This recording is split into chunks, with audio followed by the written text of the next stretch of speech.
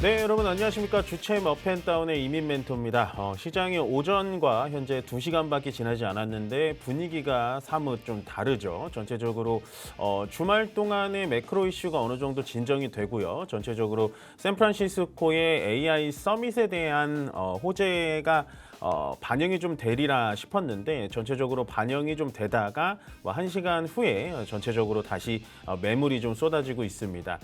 시장의 수급 상태도 외국인들의 매도세가 굉장히 거친 나머지 전체적으로 다시 한번 하한가, 그러니까 하방의 위치를 좀 잡으려고 내려가는 것 같고요. 아직까지는 뭐 이렇다 할 시장의 위험 사인은 없습니다만 전체적으로 수급 자체가 우리나라 시장에서 크게 돌고 있지 않다라고 보시면 될 것 같습니다. 저번 주 금요일 날의 하락도 솔직히 마음처럼 이게 왜 하락되는지 좀 이해가 되지 않았었는데 오늘의 하락은 어떻게 본다면 10시 반에 CXMT라고 불리는 중국 거창판 지수에 CXMT가 상장이 되면서 어느 정도 반도체 수급을 좀 빨아가는 것 같습니다. 뭐 일시적인 현상이라고 보여지고요. 저는 오늘도 여전히 삼성전자와 SK하이닉스가 이 정도로 하락하는 게 맞는 건가 싶을 정도로 좀 이해는 안 가지만 그래도 그나마 다행인 점은 코스피가 살짝 조정을 받아주는 대신 코스닥이 오전보다 밀리긴 했습니다만 코스닥 지수는 그래도 좀 지켜주고 있다라고 정리를 드리고 싶습니다. 다만 지금 시장에선 여전히 일희일비하실 필요는 없다라고 보여지고요. 뭐 지금은 펀드멘탈을 운운할 시장은 아닙니다. 우리나라 시장이 반도체도 잘 팔고 뭐 돈도 잘 버는데 왜 이렇게 떨어지냐? 그 이론은 현재 시장과는 맞지가 않아요. 늘 시장에서는 가장 중요한 게 재료나 뉴스보다도 수급입니다. 그만큼 관심과 수급이 가장 중요한 시장이기 때문에요. 지금은 어느 정도 시장에 좀 순응을 하고 다만 계속해서 하지 말아야 될 것만 딱 한 가지 꼽자면 지금 시장에서는 매도를 섣부르게 하지 마시고요. 전체적으로 기술적인 반등 아니면 자연적인 반등이 나올 때까지 기다리시는 게 훨씬 더 좋아 보이는 선택이다라고 정리 드리면서 저희는 시장 상황 보고 돌아오도록 하겠습니다. 안녕하세요. 캐스터 박지윤입니다. 미국 샌프란시스코에서 열린 AI 서밋에서 우리나라 기업들이 빅딜을 성사했는데요. 삼성전자와 SK하이닉스가 미국 빅테크 기업들과의 대규모 협력을 이어가기로 했습니다. 그럼 자세한 지수 상황 살펴보겠습니다. 먼저 코스피 지수입니다. 코스피 지수 지난주 마지막 거래일 7천 코스피를 회복하나 싶었지만 다시 깨지면서 장 마쳤는데요. 장 초반에는 조금 상승 흐름 보이면서 보합권에 머물렀지만 지금은 하락세 보이고 있습니다. 마이너스 0.8% 하락한 6,635포인트에 지나고 있습니다. 반면 코스닥은 상승 흐름 보이고 있는데요. 전체적으로 1,000개가 넘는 종목들이 상승하면서 좋은 흐름 보이고 있습니다. 2.36% 상승한 765.89포인트에 지나고 있습니다. 그럼 이어서 수급 한번 살펴보겠습니다. 수급입니다. 수급에서는 외국인이 조금 매도세가 강한데요. 외국인이 1조 5,034억 원 팔고 있습니다. 아무래도 저번 주에 있었던 좀 저가 매수세가 지금 발현이 된 게 아닌가 싶습니다. 하지만 기관이 사들이면서 대응하고 있습니다. 615억 원 사고 있고요. 개인도 함께 사들이면서 외국인의 매도세에 대응하고 있습니다. 1조 4,016억 원 사고 있습니다. 코스닥 살펴보겠습니다. 코스닥에서는 개인과 외국인이 다 팔고 있는 모습인데요. 기관 홀로 지금 사들이고 있습니다. 기관은 1조 557억 원 사들이고 있고요. 외국인은 130억 팔고 있습니다. 개인도 1,393억 원 팔고 있습니다. 이어서 특징주 살펴보겠습니다.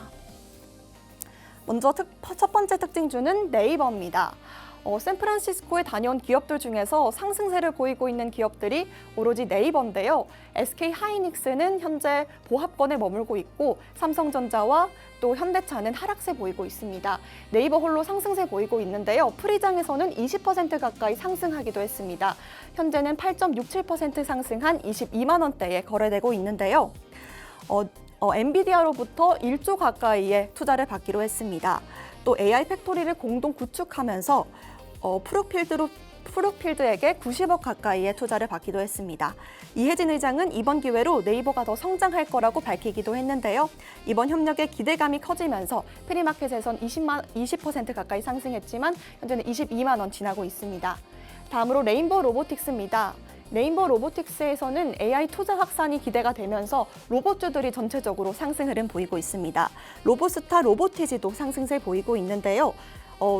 레인보우 로보틱스에 들어가는 로봇 부품주도 함께 오르고 있습니다. 로봇 부품주 SPG와 함께 상승세 보이고 있는데요. 현재 레인보우 로보틱스 8.24% 상승한 45만 원 선에 지나고 있습니다. 네, 마지막으로 대한항공입니다. 대한항공이 저번 주에는 이 유가가 10% $100가 넘어가면서 국제 유가가 조금 휘청했는데요. 주말간 4% 정도 하락하면서 국제 유가가 조금 안정세를 보이고 대한항공과 비롯해서 여러 가지 항공 종목들이 조금 상승세 보이고 있습니다. 네, 이번 주 시장은 골든 위크죠. 연준의 금리 결정과 빅테크 실적 발표들이 계속해서 이어집니다. 지금의 시장의 흐름이 계속해서 이어질지 저희와 함께 살펴보시죠. 지금까지 캐스터 박지은이었습니다.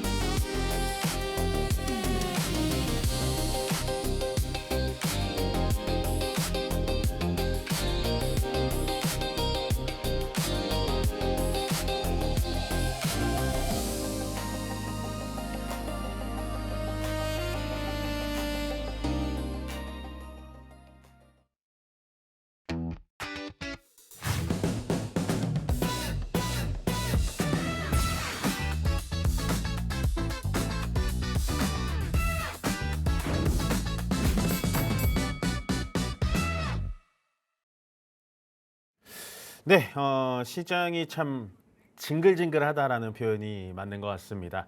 금요일 날 하락했을 때도 저는 이유를 좀 찾아보기 힘들었다. 도대체 이렇게 빠지는 게 맞나 싶을 정도였는데 사실은 오늘은 좀 돌려 세울 수 있었거든요. 왜냐하면 주말 사이에 이제 미국 이란 간의 매크로 이슈가 어느 정도 좀 종료가 됐고 거기에 따라서 일단은 미국 나스닥 선물 지수도 양전으로 바뀌었고 또한 샌프란시스코 AI 서밋이라고 하는 정말 어떻게 보면은 좀 가슴을 울릴 듯한 우리나라가 주체로 AI를 열고 있다라는 거에 대해서 조금 오늘 반응이 좀 올 줄 알았는데 확실히 시장이 생각보다 수급이 좀 약하다 보니까 전체적으로 그런 호재를 좀 제대로 안아주지를 못하고 있다라고 보시면 돼요. 그래서 아마 이제 오늘 시장도 좀 심리적으로 힘드실 수는 있는데 정확하게 말씀을 드리자면 제가 일봉으로 좀 보여드릴게요.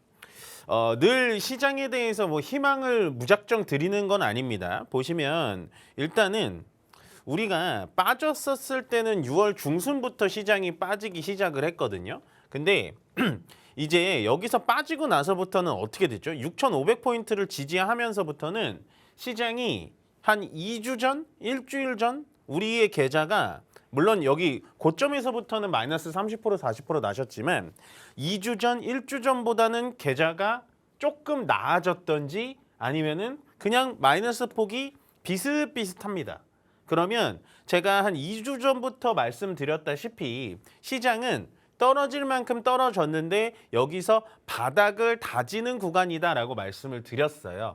그러면 우리가 행해야 되는 행동은 뭐냐? 바닥을 다지고 있기 때문에 하루하루 힘들어할 필요가 없다. 다만 그런 건 있겠죠. 올라갈 때 매수 사이드카, 오늘도 코스닥은 매수 사이드가 걸렸으니까 내려갈 때는 매도 사이드카. 그러니까 위아래의 변동성이 너무 큰 거에 대해서는 힘들 수 있습니다. 다만 이번 주 금요일부터 뭐 그 정책의 효과가 있건 없건 떠나서 현재 레버리지 ETF에 대해서 어느 정도의 물리적인 법안이 가열이 된다라는 건 결론적으로는 제가 계속해서 말씀드리는 8월 초반까지 조금 버텨본다면 이 변동성은 완화가 될 것이다. 그럼 여기서 중요한 건 변동성이 끝나고 난 뒤에 이런 식으로 내려왔다 반등, 내려왔다 반등, V자 반등이 가능할 것이냐라는 건데요. V자 반등으로 올라가서 9,000포인트까지 가능하다라는 건 확률상 20%도 안 되는 것 같습니다. 네, 확률을 정해 드릴게요. 그러니까 V자 반등으로 돌아와서 9,000포인트로 간다라는 건 말도 안 되는 사실이고요. 뭐 어떤 호재가 나올지는 모르겠습니다만 지금은 보시면 맨 윗단으로는 저는 8,000포인트를 보고 있습니다. 그러니까 상승을 한다 그래도 8,000포인트, 7,800포인트 정도로 맞고 떨어질 가능성이 높다. 지금 시장은 여기서 바닥을 다지고 슬금슬금 올라갈 가능성이 높지 V자 반등으로 올라갈 가능성은 낮다라고 말씀을 드리고 싶어요. 그래서 너무 시장에 대해서 뭐랄까요? 일희일비하지 마시고 그냥 이 시장을 도대체 어떻게 해야 돼? 이렇게 무조건 방안을 찾으려고 안 하셨으면 좋겠어요. 지금은 그냥 버티시는 게 좋습니다. 늘 말씀드렸죠.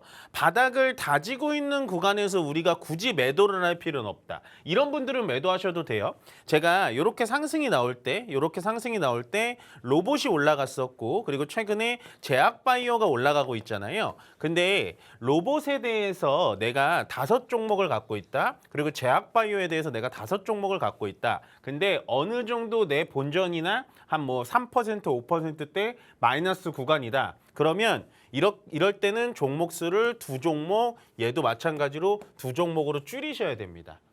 비중을 조절하자는 얘기죠. 그 말인즉슨 바닥을 다지고 있는 구간에서는 현금을 늘려놓는 게 좋은데 현금을 늘려놨을 때는 어떻게 해야 되냐? 반등이 나올 때 종목을 줄이셔야 된다. 그리고 진짜로 이제 여기서 바닥을 잡고 반등이 8월 달부터 들어오잖아요. 그때 들어가셔도 된다. 현금이 여기서는 이 자리에선 되게 중요한 게 뭐냐면 지금 이런 구간에서 현금을 좀 마련하면요. 시장을 급하게 안 보시게 되고요. 현금이 좀 있으면 약간은 좀 뭐랄까요?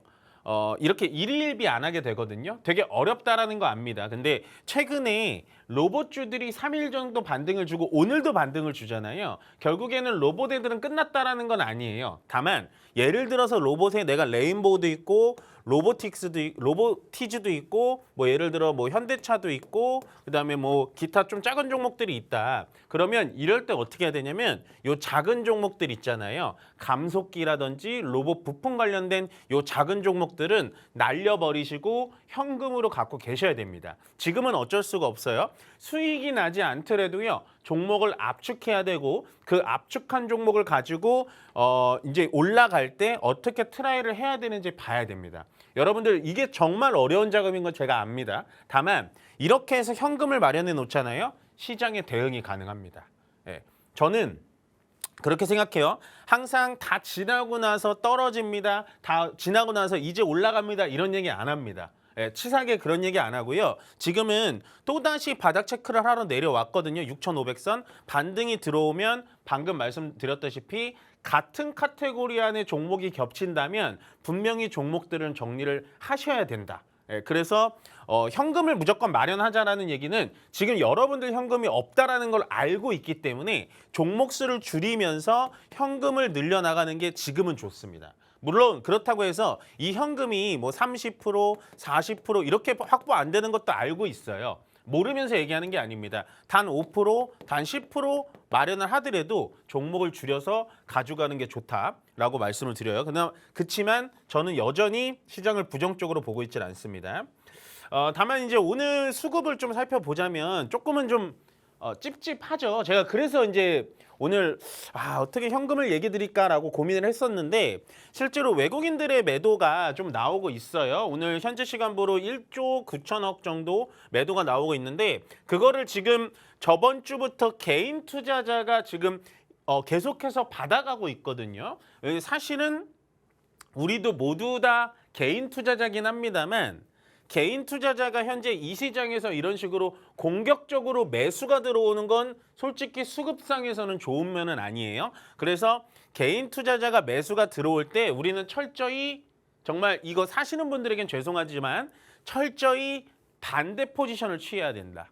예, 그래서 시장이 반등이 들어올 때 매도를 하셔야 되는 거고요. 다행히 기관 쪽에서는 별 흐름이 없습니다. 사모펀드에서 좀 한 1,000억 정도 매도가 나오고 있고 그나마 코스닥에서는 외국인이 좀 매수를 들어오다가 좀 매도로 꺾이긴 했는데 요거는 전 매수로 들어올 거라고 보여지고요. 그럼 개인 투자자가 저번 주 금요일부터 오늘 어떤 것들을 매수하는지 보셔야 되거든요. 이게 제가 봤을 땐 가장 중요하고 저는 좀 답답한 부분인데요. 이게 지금 좀 답답해요. 제가 이것만큼은 좀 하지 말자라고 말씀을 드리고 있는데 물론 이게 전체적인 개인 투자자가 다 매수하는 건 아닐 겁니다만 보시면 개인 투자자의 매수는 지금 보시면 하이닉스 단일 조목 레버리지, 하이닉스 레버리지, 그냥 레버리지, 코덱스, 인버스, 여기 레버리지. 그러니까 1위부터 10위까지요. 지금 SK하이닉스, 삼성전자, 이터닉스, 네이버를 제외하고는 또다시 레버리지를 담고 있다. 그중에서도 단일 종목 레버리지를 담고 있는 이유가 뭔지 아세요, 여러분들? 이거는 이제 저의 추측이 아니라 뉴스 기사에서도 나오는 건데 이번 주 금요일부터 보증금 3천만 원으로 인상이 되죠. 그러니까 그 전에 사놓는 겁니다. 예. 저는 이걸 보면서 좀 너무 이 기사를 보면서 너무 답답하다라고 느끼는 건데 하지 말라고 말씀을 드리는데 자꾸 들어가서 이 지금 선수들이 다 빠지고 있는 상황에서 여러분들만 남아있으면 이거 어떻게 될까요? 그리고 그거 기사 아세요? 지금 단일 종목 ETF 레버리지에서 돈이 빠지고 있어요, 여러분들. 예, 그 말인 즉슨 제가 한 2주 전부터 말씀드렸던 선수들은 ETF 안 한다는 겁니다, 지금. 선수들은 안 해요, 이렇게 되면. 그러면 여러분들끼리 들어가서 싸우면 이게 뭐가 남을까요? 예, 이제 이거 관심 없어진다니까요, 이렇게 되면. 그래서 저는 오늘도 이게 매수가 좀 들어오는 게 대부분 개인일 겁니다. 예, 제가 내일 출연은 안 하지만 아마 수급을 살펴보면 이따가 한 3시 반에 수급을 살펴보면 개인 투자자들이 ETF를 거의 다 사고 있는 것 같아요. 그게 오늘 1조 8천억 원에 대부분 들어오고 있는 비용이다라고 보시면 됩니다. 그래서 최근보다는 좀 나아졌죠. 원래 제가 이 시간에 이걸 이렇게 틀면 하이닉스, 삼성전자, 뭐 삼성전기 정도 들어와 있고 나머지는 다 단위 종목 레버리지인데 그나마 오늘은 이터닉스, 뭐 네이버, 스퀘어까지는 좀 들어와 있다라고 보시면 되고 마침 이터닉스가 여기 들어와 있죠. 자, 이거 제가 진짜로 뭐 제가 이렇게 말했죠라고 말씀드리는 건 아니에요. 오해 안 하셨으면 좋겠습니다. 저는 이터닉스라는 종목이 싫지도 않습니다. 이 종목을 부정적으로 말씀드리고 싶지도 않아요. 근데 제가 이 종목이 이런 식으로 시장이 안 좋을 때 이렇게 올라왔잖아요. 뭐 정부 정책이다. 그리고 전쟁이 이슈가 났기 때문에 얘가 신재생 에너지를 팔고 사고 하는 친구인데 이날 상한가까지 만들고 다음날 윗꼬리까지 만들었습니다. 윗꼬리가 나쁘다 좋다라는 의미가 아니라요. 이게 과연 상한가까지 갈 수 있었던 재료였을까? 라는 걸 합리적으로 의심하셔야 돼요. 물론 선수들은 이 자리에서 사서 상한가를 먹고 나오겠죠. 근데 여러분들은 어떻게 하는지 아세요? 제가 상담 방송이나 전체적인 개인 투자자들과 접점이 있잖아요. 이 자리에서 삽니다. 왜? 모든 방송에서요. 저 진짜 이 얘기는 꼭 하고 싶었어요. 모든 방송에서 신재생에너지 난리 났습니다. 신재생에너지 사셔야 됩니다. 누가 요즘 반도체 사나요? 반도체 좋지 않습니다. 신재생에너지 사세요 하고 상한가 만들어 놨죠. 근데 지금 어떻게 됐죠? 상한가 올라간 것보다 더 떨어지고 있습니다. 예, 하시면 안 된다라는 거예요. 신재생에너지가 뭐가 좋나요? 제가 오히려 여쭙고 싶습니다. 저는 오히려 실체가 있다면 같이 빠지고는 있습니다만 OCI 홀딩스 같은 게 훨씬 더 좋다라고 생각해요. 예, 빠지고 있는데 저 좋다고 얘기하죠. 저 진짜 이 얘기를 너무 하고 싶었는데 얘기하고 나서 또 올라가서 할 말이 없었던 거죠, 제가. 근데 제가 이터닉스에 대해서 정말 얘기하고 싶은 게 이거를 좋다, 그러니까 기업이 나쁜 건 아닙니다만 이게 올라간다고 해서 이게 이제 앞으로 신재생이 주도주다라고 설명하시는 분들이 너무 많았다. 그러니까 지금 시장에서는 시장이 너무 피곤하게 하고 힘들게 하니까 올라간 종목을 삐까뻔쩍하게 얘기하는 거에 여러분들 너무 속으신다는 거예요. 이거 이제 위쪽에서 하신 분들은 어떡하나요? 예, 제가 봤을 때는 더 밑으로 내려올 확률이 높습니다. 예. 오늘 얘가 뭐 특별한 악재가 있어서 빠지는 거예요? 아닙니다. 다 위쪽에서 어느 정도 해먹고 나오는 거예요. 이게 제가 조금 더 설명을 드리자면 얘가 KKR이라는 사모펀드가 지분 투자를 감행을 했어요. 그리고 얘가 지분을 확대시키기 위해서 이렇게 저는 주가를 만들었다라고 생각했습니다. 사실은. 그 얘기는 제가 개인적으로 이제 저를 추종하시는 분들에게 말씀을 드렸지만 볼 때가 아니다. 신지생을 갑자기 왜 봐야 되냐라는 생각을 했거든요. 근데 실체가 저는 OCI보다는 좀 없다. 그리고 오늘의 하락이 아마 지금 현재 시장에서 여러분들의 심리를 설명하는 것 같다. 그래서 진짜로 하지 말으셔야 되는 건 뭐냐면 뭐 단기적으로 먹고 나왔다면 할 말은 없습니다만 우리는 그럴 만한 실력이 안 돼요. 저도 마찬가지고. 그러면 지금은 그냥 실체가 있는 곳에서 가만히 기다리시는 게 실력입니다. 제가 어제 주말 사이에 요즘에 굉장히 저도 피곤하거든요. 뭐 어떻게 말씀을 드려야 될까 고민을 많이 했는데 주식이라는 건 좋은 뉴스가 있고 좋은 재료가 있을 때 올라가는 건 맞습니다만 가장 핵심은요. 수급과 관심과 그때 인기도입니다. 그래서 지금은 펀더멘탈이 좋아서 올라갈 거야? 이런 게 통하는 시장은 아니에요. 근데 결론적으로 숫자가 있고 전체적으로 매개체가 있다면 저는 버텨보시는 게 좋다. 그냥 이거 상한가 간다고 이런 거 따라가지 마세요. 이거 아마 종목 상담 전화 굉장히 많이 올 걸로 제가 예상이 됩니다. 제가 봤을 땐 그렇다. 제가 시장도 좀 안 좋은데 너무 안 좋은 얘기를 많이 했죠. 좋은 얘기를 할 게 없습니다. 자, 이번 주 일정부터 좀 살펴보겠습니다. 말씀드렸다시피 CXMT 중국 증시 상장이 오늘 10시 반에 됐어요. 근데 이거 뭐랄까요? 우리나라에서 좀 배워야 될 것 같아요. 그러니까 CXMT가 어떤 회사죠? 중국에서 메모리 반도체 1위예요. 중국에서는. 근데 얘가 과창판에 상장했습니다. 과창판. 과창판이라고 하면 우리나라로 따지면 코스닥이에요. 코스피가 아니고. 그러니까 중국은 철저하게 기술 집약적인 사업은 과창판이라고 불리는 한국판 코스닥 시장에 상장하게 만들어주는 겁니다. 그래서 이 CXMT가 상장되고 나서 저도 이번에 처음 알았거든요. 5거래일까지 상한가와 하한가에 제한이 없어요. 그래서 제가 방금 보고 나왔을 때는 얘가 플러스 427%까지 보고 나왔거든요.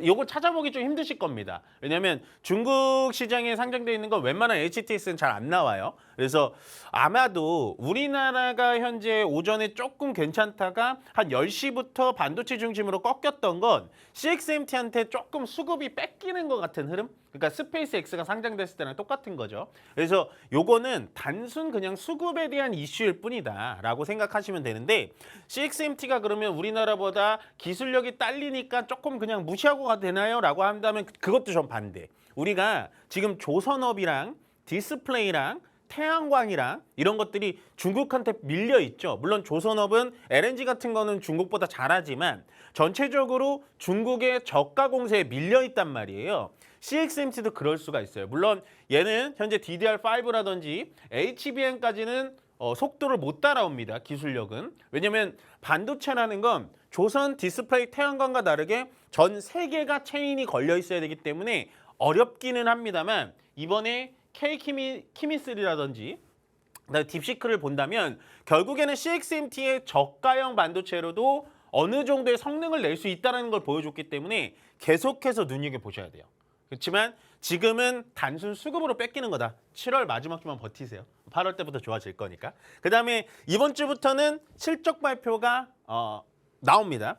하나오션, LG이노텍, 두산에너빌리티가 남아있고요. 요건 제가 좋아하는 기업 그리고 챙겨봤으면 하는 기업만 정해져 있고 나머지 기업 되게 많아요. 보시면 되고 화요일 날도 중요하죠. 블룸에너지, 포드 실적이 나올 건데 포드 실적은 우리나라 지금 현재 현대차와 기아차 실적이 저번 주에 나왔었는데 되게 안 좋아서 주가가 떨어졌는데 포드는 실적이 좋을 겁니다. 미국의 전폭적인 지원을 받기 때문에 내수 시장에서 포드는 좀 올라갈 것 같고 그다음에 항상 실적 발표 때 HD 현대일렉 IR 사이트 마비됐었습니다. 기억나세요? 작년만 하더라도. 근데 올해부터 관심 없죠.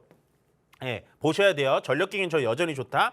한미약품, 제가 제약바이오 중에서는 여전히 전통 제약바이오 중에 한미약품이 최고라고 생각을 하고요. 하나시스템도 실적이 안 좋을 거예요. 실적이 안 좋을 걸로 예측이 되고 있어요. 그래서 화요일 그렇게 보시면 되고 수요일부터 중요해요. 수요일부터. 그러니까 월요일 화요일 날은 그렇게 중요한 건 없거든요. 수요일부터는 계속해서 보셔야 되는 게 많아요. FOMC 회의 이게 있습니다. 물론 금리는 동결할 거예요. 동결할 건데 매파적 동결할 거냐 뭐 이런 얘기가 나오지만 저는 켈빈 호시의 상태에 봤을 때는 동결할 확률이 매우 높다. 그다음에 MS, 마이크로소프트, 메타, 퀄컴의 실적이 발표됩니다. 중요하죠. 저번 주 우리가 구글 알파벳 실적이 나오고 나서 다음날 주가가 오른 건 구글 알파벳 실적 때문에 올랐다라고 하는데 전 그거 아니라고 얘기했습니다. 그냥 끼워 맞추기예요. 우리가 기술적 반등이 필요했기 때문에 올라간 건데 이번에도 그래도 봐야 되는 건 뭐냐? 마이크로소프트, 메타의 실적이 좋게 나오냐 나쁘게 나오냐가 아니라 얘네들이 앞으로 캐펙스 투자를 어떻게 할 것이냐. 근데 그것도 이미 정해져 있어요. 특히나 메타 같은 경우에는 굉장히 세게 투자합니다. 예, 그래서 크게 걱정할 건 없는데 마이크로소프트 메타가 나오고 난 뒤에 이제 진짜 중요하죠. SK 하이닉스의 실적이 나옵니다. 요게 지금 잠정치로 영업이익률이 85%가 나온다는 얘기가 있어요. 어마무시하지 않나요? 100억 팔면 85억 남는 겁니다, 여러분들. 성과급까지 다 띄워주고 나서.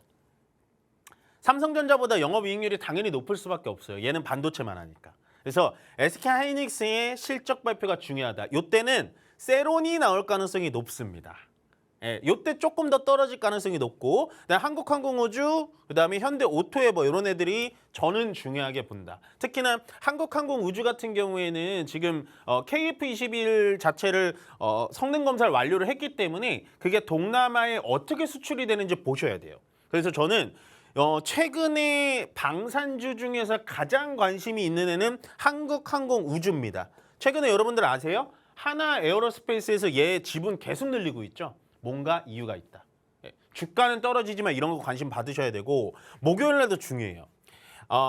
아마존 애플 실적도 중요합니다만 이건 차치하더라도요. 가장 중요한 게 여기 있습니다. 삼성전자. 잠정 실적 발표가 아니고 삼성전자의 실적 발표가 목요일 날 굉장히 중요한 이유가 뭐냐면 항상 제가 강조드리죠. 실적 발표를 한 뒤에 가장 중요한 거 컨콜. 예, 컨콜에서 삼성전자의 포인트는 항상 두 개를 집어드렸어요. HBM4에 대해서 앞으로 어떻게 팔 건지, 그다음에 파운드리 산업에서 어떻게 적자를 이렇게 줄일 건지. 오늘도 시장이 무너지지만 파운드리 쪽은 또 주가가 좋아요. 왜? 브로드컴이랑 파운드리 MOU를 맺었다. 이거는 좀 크거든요. 그래서 제가 봤을 때는 삼성전자 포인트는 항상 두 개를 집어드렸지만 하나만 더 추가할게요. 이번 컨콜에서 또 중요한 거 하나만 더 추가. 자, HBM과 파운드리를 잡으셔야 되고 세 번째가 뭐냐면 지금 삼성전자가 한 개 분기당 성과급 떼기 전에 간단하게 얘기하면 한 개 분기당 100조를 법니다. 그래서 삼성전자가 그러면 간단하게 계산을 하면 1년 동안 400조를 벌겠죠. 그러면 이 400조 버는 돈으로 너네 뭐 할 거야? 라는 걸 보셔야 돼요. 그러니까 주주환원을 할 거니 하겠죠. 특별배당 한다고 했어요. 주주환원도 할 거고 성과급도 줄 거고 그래도 남은 돈은 뭐 했을 거니? 최근에 나왔던 거 RX 사업부를 열어가지고 자동차 회사를 로봇 회사를 M&A 할 것이다. 라는 얘기가 가장 많이 나오고 있고 거기다 공조 쪽, 거기다가 최근에 나온 얘기가 뭐죠? 프랑스의 AI 업체까지도 제가 봤을 때는 현재 삼성전자가 벌어들이는 돈으로 지금 M&A 좀 강하게 해야 됩니다. 미스트릴. 그래서 삼성전자가 이 돈을 가지고 제가 봤을 때 로봇 사업부 RX를 한 다음에 M&A를 하면 최근에 뭐 우리나라의 조그만 종목들이 팡팡 올라오잖아요. 삼성전자한테 인수될 수 있다. 말도 안 되는 얘기입니다. 400조를 버는데 굳이 작은 회사를 왜 가져갈까요? 제가 봤을 때 가능하다면 일본의 화낙이라든지 뭐 이런 좀 큼직큼직한 로봇 업체들이 있거든요. 그런 애들의 지분을 투자할 가능성이 높다. 그래서 저는 목요일이 수요일보다 훨씬 더 중요합니다. 삼성전자의 컨콜, 그 다음 삼성전기, 삼성 SDI, LG엔솔, 2차 전지까지도 같이 실적 발표가 나는데 2차 전지 실적 발표도 여러분들 꼭 보셔야 돼요. 왜? LG엔솔 같은 경우에도 현재 적자폭을 줄여나가고 있는데 흑자로 전환되는지, 특히나 SDI 같은 경우에도 현재 어떻게 흑자를 연연하고 있는지를 꼭 보셔야 됩니다. 그래서 이날이 정말 중요해요. 목요일이. 금요일부터는 별게 없어요. 수요일, 목요일이 제일 중요하고 금요일은 별게 없어요. 단일주말 레버리지 예탁금 상향이 있고 3천만 원. 요건 좀 이따 말씀드릴게요. 그다음에 일본의 BOJ 금리 결정이 있는데 얘네는 좀 정신이 있는 건지 없는 건지. 얘 동결한다 그러네요. 예, 동결 예상이 또 많습니다. 이거 금리를 올려야지 엔화가 지금 떨어지고 있는데. 그래서 일단은 이번 주는 월요일, 화요일은 별게 없으니까 주가 자체가 전약, 예, 약할 수 있어요. 약하다가 후반에 SK 하이닉스 실적 발표, 삼성전자의 컨퍼런스 콜 해가지고 전약 후강의 시장이 높아질 가능성이 높다라고 이번 주 일정 정리해 드리고요. 저희는 잠시 쉬었다가 돌아오도록 하겠습니다.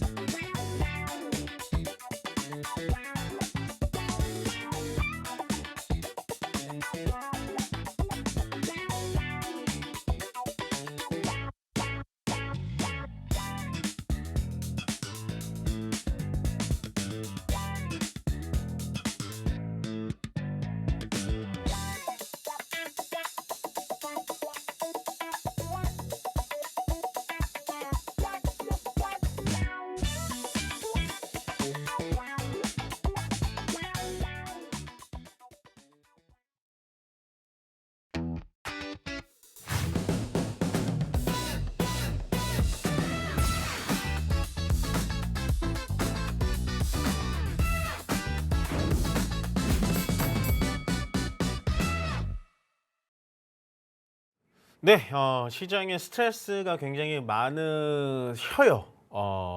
근데 냉정하게 말씀드리면 고점에서 30-40% 빠지고 2주 동안에는 변동성은 있었지만 2주 전의 계좌와는 별다를 게 없습니다. 근데 여러분들의 짜증과 예민함은 훨씬 배가 늘었어요. 그게 왜 그럴까요? 시장에 기대감이 많고 그리고 시장이 제대로 된 호재를 반영을 못 해주기 때문입니다. 요거는 이제 제가 만든 건 아니고 이제 텔레그램 자료에서 제가 뽑아온 건데 7월 달에 요 빨강색이 사이드카가 울렸던 날이고요. 요 손바닥 묘시가 서킷 브레이커가 걸린 날이에요. 이게 우리가 물론 한 주 더 남긴 했습니다만 오늘도 사이드카가 들어왔죠. 보시면 사이드카가 들어오지 않은 날보다 사이드카가 들어온 날이 훨씬 더 많아요. 사이드카의 정의가 뭐냐면 플러스 마이너스 지수가 6% 움직일 때 잠시 정지가 되는 그런 법안을 얘기하는 겁니다. 이게 지금 말이 되는 장표인가요? 특히나 저번 주에 여러분들이 왜 더 예민했냐면 저번 주는 단 하루도 사이드카가 안 열린 적이 없습니다. 네. 이거는요 정말 전대미문한 그 장표고요.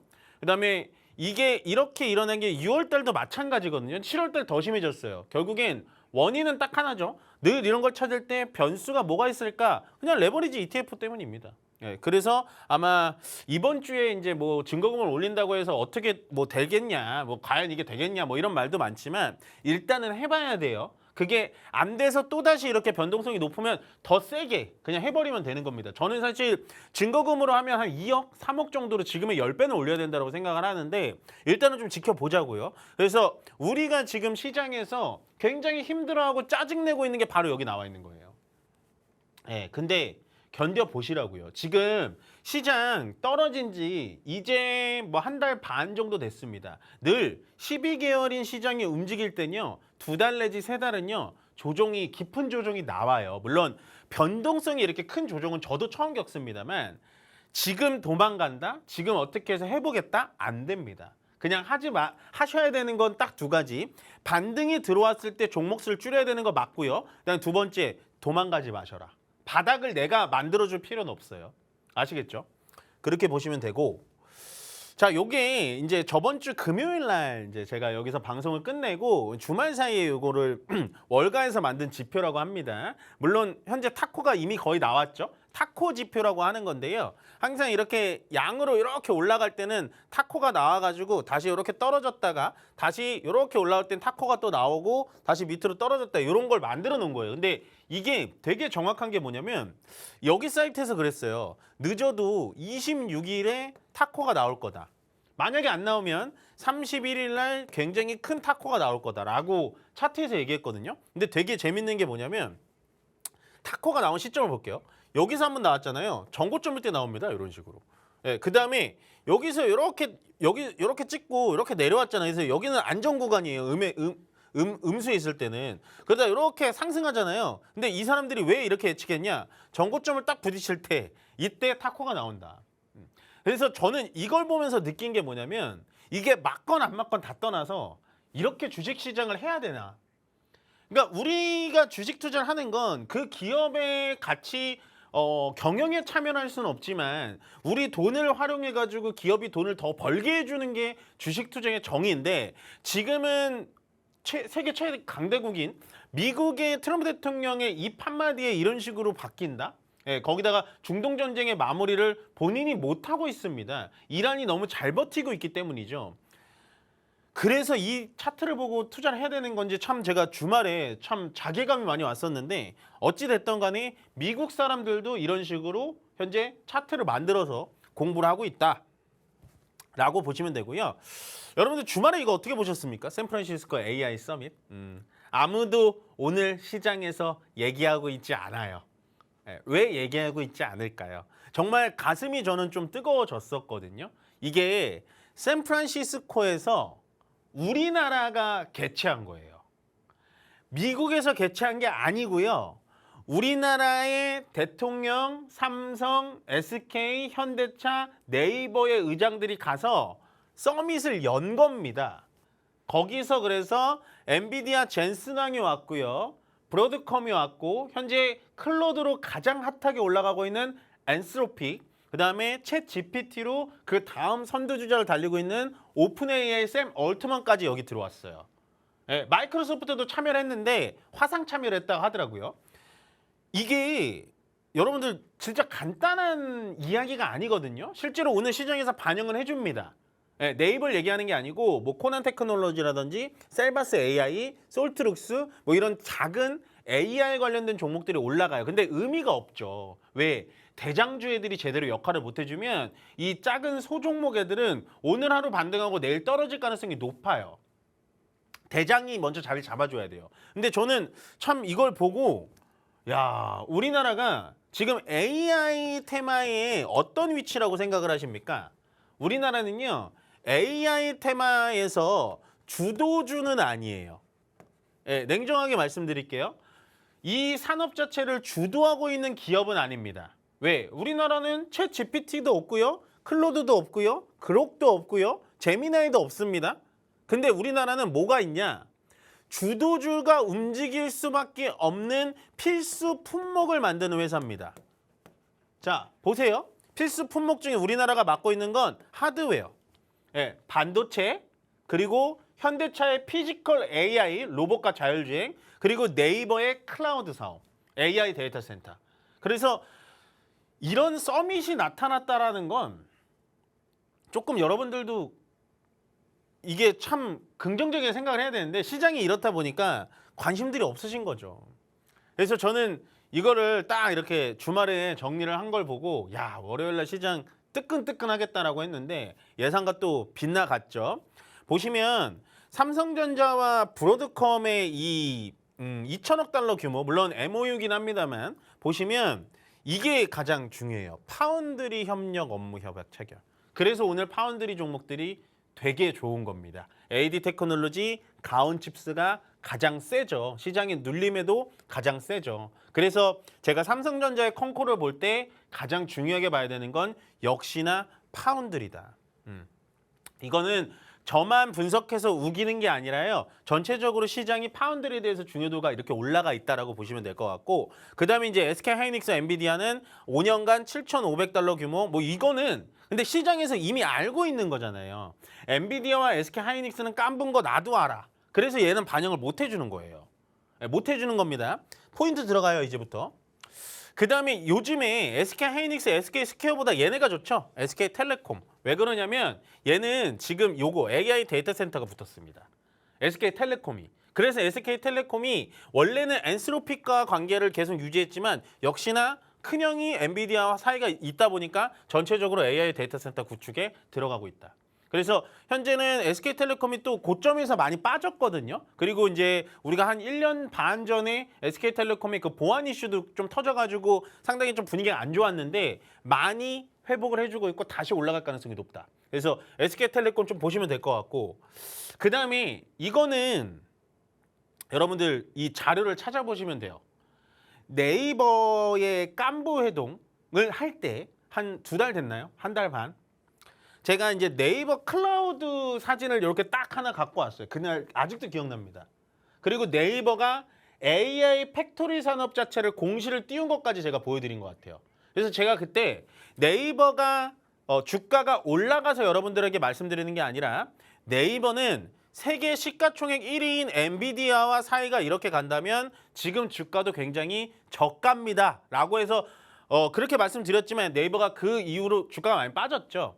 예, 그럼에도 불구하고 정말 이거는 영상에 남아있으니까 보세요. 제가 네이버는 어떻게 설명드렸냐. 여러분들이 생각하는 네이버는 지금 돈이 없는데 니들이 무슨 AI 팩토리를 투자해. 에이 말도 안 돼. 말도 안 돼. 네이버가 쇼핑해가지고 돈 얼마나 버는데 말도 안 돼. 그래서 제가 그때 그랬죠. 네이버랑 엔비디아 사이를 만만하게 볼 게 아닙니다. 엔비디아 만약에 네이버의 지분을 사기 시작하면 그때부터는 꿈이 실현되는 겁니다. 라고 얘기 드렸던 것 같아요. 정확하게 오늘 아침에 제가 뉴스 보고 정말 깜짝 놀랐는데 엔비디아가 네이버의 지분을 삽니다. 팩트죠, 이거는. 팩트만 갖고 오는 거예요. 근데 저는 사실은 여기서 주말 사이에 약간은 좀 제가 이제 엔비디아가 네이버의 지분을 산다라는 거는 예측은 드렸지만 여기서 브룩필드가 붙었거든요. 브룩필드가 캐나다의 투자 운용사예요. 예. 브룩필드가 네이버의 지분을 사주겠구나라고 생각했어요. 왜냐면 시장에서 네이버가 돈이 없다라고 하니까 실제로 AI 데이터 센터, AI 팩토리를 하기에는 네이버가 돈이 없는 게 맞습니다. 그래서 브룩필드가 들어와서 네이버 지분을 사겠네? 라는 거는 아직 안 나왔죠. 자, 그럼 네이버, 엔비디아가 얼마나 사는 거야? 1조 4천억. 멘토님, 유상증자는 악재 아니에요? 제가 유상증자는 늘 말씀드렸죠. 호재와 악재가 정해져 있지 않다. 유상증자가 제대로 된 유상증자라면 100% 호재일 가능성이 높다. 더군다나 유상증자는요. 제3자 배정증자, 이거 주주들한테 피해 안 주는 거잖아요. 엔비디아가 1조 4천억 원어치 그대로 물량을 사간다라는 겁니다. 그러면 유상증자는 증자, 그러니까 주식 수가 늘어나는 거니까 앞으로 주가가 무거워지겠네요. 랄 수 있죠. 왜냐하면 신주가 720만 주가 상장이 되는 거거든요. 시장에. 근데 네이버는 여기서 저는 정말 또 깜짝 놀랐던 게 제가 이거 아침에 편집하느라 제대로 못했지만 이거 좀 이따 보여드리고 네이버는 그 주식 상장되는 수만큼은 아닙니다만 그 주식에 상응하는 주식을 소각했습니다. 고로 일반 개인 투자자들과 같이 하겠다라는 마음이 느껴지지 않으세요? 예, 원래 유상증자하고 소각 안 합니다. 예, 왜냐면은 어쨌든 엔비디아가 그 물량을 갖고 있는 거니까 팔지 못하거든요. 상관이 없는데 그만큼 소각을 하는데 오늘 주가가 이 정도밖에 반응을 못한다? 저는 좀 아쉬워요. 그러니까 네이버에 대해서 저는 되게 많이 좋아하고 이런 뉴스가 나올 걸로 예상을 했지만 주가가 이렇게 못 갈 줄은 몰랐습니다. 그것까지 예측을 못 해드렸어요. 다만 지금 네이버의 움직임을 본다면 그냥 이렇게만 생각하시면 될 것 같아요. 시가총액 1위인 엔비디아가 이런 식으로 주식이 배정이 들어와서 여기 보이세요? 제3자 배정 대상자 엔비디아. 실제로 다트 사이트에서 뽑아온 겁니다. 엔비디아 찬양하니까 무조건 사야 되겠다 이런 마음이 아니에요. 그 전에 준비하셨던 분들은 오늘을 즐겨야 되는 거죠. 내일 주가가 어떻게 될지 아무도 모릅니다. 다만 네이버는 더 이상 떨어질 것도 없다. 라고 보시면 되는 거예요. 그러면 오늘 제가 이거 주가로 잠깐 넘어가 볼게요. 오늘 주가가 왜 이래요? 자, 볼게요. 이거 이제 궁금하실 것 같아가지고 네이버 오늘 주가가 안 좋죠. 네, 안 좋죠. 자, 분봉으로 볼게요. 분봉으로 보더라도 주가가 뿅 하고 올라왔는데 여기서 이렇게 안 좋죠. 근데 이게 안 좋은 게 아닙니다, 여러분들. 네, 그냥 시장이 안아주질 못하니까 뿅 하고 올라와서 여기서 매물 소화하고 있는 거예요. 자, 예를 들어볼게요. 10분봉으로 한번 볼게요. 이게 여러분들 착각하시면 안 되는 게, 자, 보세요. 뿅 하고 올라왔습니다. 여기까지 올라왔죠. 23만 4,500원. 아마 NXT에서는 더 간 걸로 알고 있어요. 올라왔다가 여기서 이렇게 버텨주잖아요. 지금 5일선을 버텨주는데 아침에 주가가 들어왔던 건 거래가 같이 들어왔고요. 지금 주가가 이렇게 매물 소화하고 있을 때 어때요? 거래가 없습니다. 그러면 결론적으로 일봉으로 돌아가자면, 물론 뭐 기술적 차트가 얘가 다 맞진 않습니다만, 오늘 저는 꽤 의미 있는 이 양복이면 좋겠지만 주가의 상승이 여기 보시면 200일선까지 오늘 딱 뚫어버렸거든요. 그럼 만약에 여기서 이렇게 지지부진하다 얘는 다시 한번 전고점 위까지 갈 가능성이 되게 높습니다. 예. 그러면 제가 이거는 오늘 단언해서 말씀을 못 드리겠지만 말씀을 드릴게요. 그러면 얘 지금 내가 이 자리에서 샀는데 사요 팔아요 물어보실 거 아니에요. 내가 좋다고 했으니까. 아니면 내 본전까지 왔는데 사요 팔아요? 아니면 내가 21만 원, 23만 원 이 자리에서 맨날 지치고 있다가 오늘 사요 팔아요 물어보실 거 아니에요. 근데 거기에 대해서는 저는 앞으로 말씀 안 드릴 거예요. 왜냐면 제가 네이버에 대해서는 정말 무조건 사라 막 이런 얘기 많이 했었는데 이 한 3달 동안 정말 말도 안 되는 억지를 많이 들었어요. 예. 그래서 저는 이제부터는 이게 최근에 들어오신 분들이 많구나라고 생각하는 게 뭐냐면 그냥 확언을 잘 안 하겠습니다. 그래서 여러분들이 알아서 하시고요. 알아서 하시고 그냥 저는 네이버가 올라가면 30만 원 뚫고요. 30만 원 위쪽으로 올라가면 50만 원까지 간다. 예. 근데 저는 오늘 이제 사라 팔라 얘기 안 합니다. 사라 팔라 얘기 안 합니다. 라고 말씀을 드리고 싶고, 자, 그다음에 요거를 좀 제가 그래도 마지막으로 좀 보여드릴게요. 시간이 뒤에 엄청 많이 남아있는 자료가 시간이 다 됐네요. 자, 네이버가 그럼 지금 그림은 뭐냐? 네이버의 최대 주주는 국민연금공단입니다. 물론 이제 네이버 자체적으로 가지고 있고 8.2%. 그다음에 블랙락, 제가 좋아하죠. 블랙락이 가지고 있는 종목들은 죽지 않습니다. 6.1%. 그다음에 제 3대 주주가 엔비디아. 요게 한 4.5% 정도 될 거예요. 네, 요게 추가적으로 들어와서 블랙락을 꺾을 수도 있지 않을까라는 생각을 합니다. 그래서 저는 오늘 굉장히 좋은 뉴스, 그러니까 제 예측이 맞은 거에 대해서 되게 재밌고 되게 흥분되는 날이었거든요. 이게 엔비디아의 지분을 사게 될 거라고 얘기한 사람은 많이 없을 거예요. 왜냐면 다 처음에 제가 얘기할 땐 말도 안 되는 미친 소리라고 했거든요. 야, 엔비디아가 뭐하러 얘네 걸 사냐 이랬는데, 엔비디아가 지분 투자하는 친구들을 보면요, 보통 자기네의 GPU를 가져다가 사서 쓰는 애한테 순환출자 구조라고 하죠. 그런 애들의 지분을 사줍니다. 그래서 그 돈으로 GPU를 출고시켜요. 그래서 네이버는 지금 시장에서 계속해서 의심하고 있는 너네 무슨 돈으로 AI 팩토리 할래? 이거에 대한 의문은 오늘 어느 정도 해소했다. 그리고 추가적으로 브룩필드 같은 회사들이 어떻게 지분 확대를 하게 될지는 추후에 지켜봐야 된다라고 정리 드리면서 오늘 여기서 마무리 짓고 해야 될 것 같습니다. 자, 일단은 시장은 좀 반등 들어오죠.